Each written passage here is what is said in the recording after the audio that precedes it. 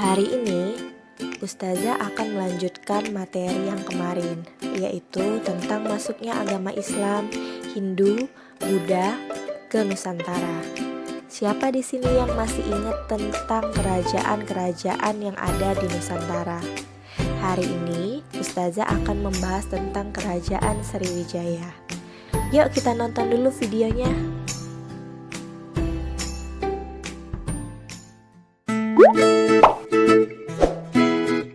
Hai, di video kali ini Oala akan membahas tentang Sriwijaya. Kalian pasti tidak asing kan ketika mendengar kata Sriwijaya.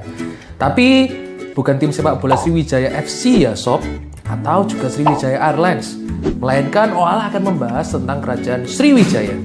Kerajaan Sriwijaya atau biasa disebut Sriwijaya adalah salah satu kerajaan maritim pertama sebelum berdirinya Indonesia yang berada di wilayah Pulau Sumatera. Nama Sriwijaya berasal dari bahasa Sanskerta berupa Sri yang artinya bercahaya dan Wijaya berarti kemenangan, sehingga dapat diartikan dengan kemenangan yang bercahaya atau gemilang. Tidak banyak yang menerangkan kapan sebenarnya kerajaan ini berdiri. Bukti tertua mengenai keberadaan kerajaan ini berasal dari abad ke-7. Seorang pendeta Tiongkok bernama Yi Xing menulis bahwa ia mengunjungi Sriwijaya pada tahun 671 Masehi. Ia berkata bahwa pusat kerajaan Sriwijaya berada pada kawasan Candi Muara Takus. Kalau di peta Indonesia sekarang, ini adalah Provinsi Riau. Bukti lain mengenai berdirinya kerajaan Sriwijaya adalah ditemukannya sebuah prasasti peninggalan kerajaan Sriwijaya yang dinamai Kedukan Bukit. Prasasti ini ditemukan di Palembang yang berusia kira-kira 683 Masehi. Pada tahun tersebut Sriwijaya sedang dipimpin oleh seorang raja bernama Dahapunta yang Sri Jayanasa. Raja pertama dari Sriwijaya yang sedang berusaha memperluas wilayahnya. Ia sampai menyiapkan bala tentara sampai 20.000 orang loh. Penaklukan ini pun membuahkan hasil. Setelah bertempur di medan perang selama 8 hari, mereka berhasil menaklukkan Jawa.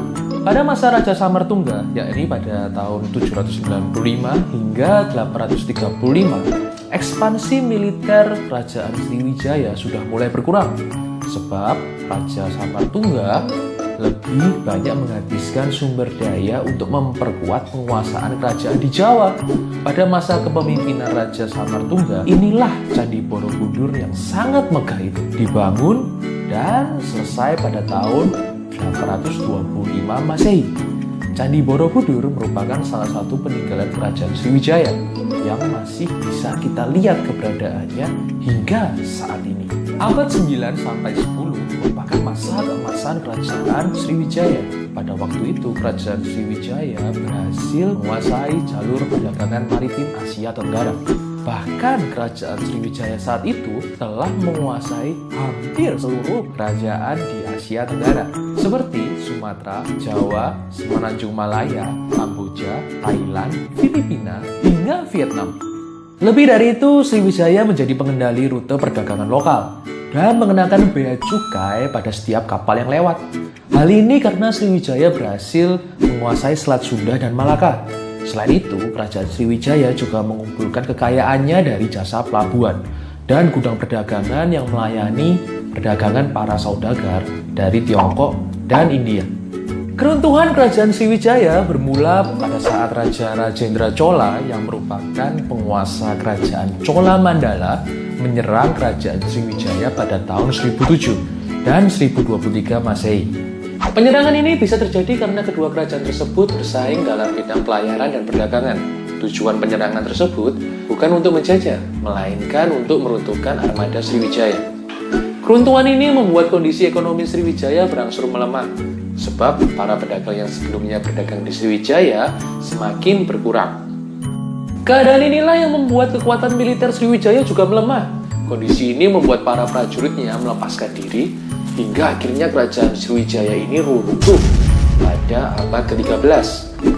Nah, sobat, begitulah kira-kira sejarah singkat mengenai kerajaan Sriwijaya. Jadi, bagaimana pendapat kamu? Tetap jaga sejarah, budaya, dan persatuan bangsa kita ya, agar kita dapat selalu belajar dari pendahulu-pendahulu kita.